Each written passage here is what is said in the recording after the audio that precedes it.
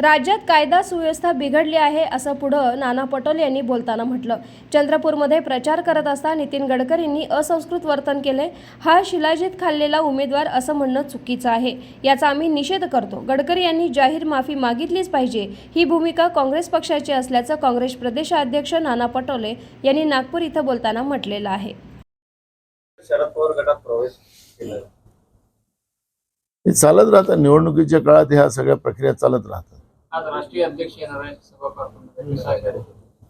आता येतात आहेत 12:30 वाजता ते खरगे साहेब येतात आहेत. मग आम्ही दीक्षाभूमीवर जाणार आज डॉक्टर बाबासाहेब आंबेडकरांच्या जयंतीच्या कार्यक्रमासाठी. हे करून मग 4 वाजता गोळीबार चौकामध्ये आदरणीय खरगे साहेबांची जाहीर सभा आहे आणि अशा पद्धतीचा खरगे साहेबांचा कार्यक्रम आहे.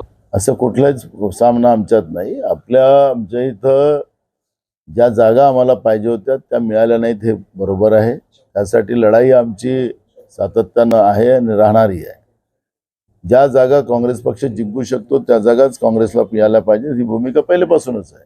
पण आज आता जेव्हा अलायन्स डिक्लेअर झाल्यानंतर त्या जागा मिळाल्याच नाही. हायकमांडनी जे काही आदेश दिले त्याच्यामध्ये काही बदल करता येतील का हा प्रयत्न वर्षातही करतात आणि ते स्वाभाविक आम्ही वर्षातही बरोबर आहोत.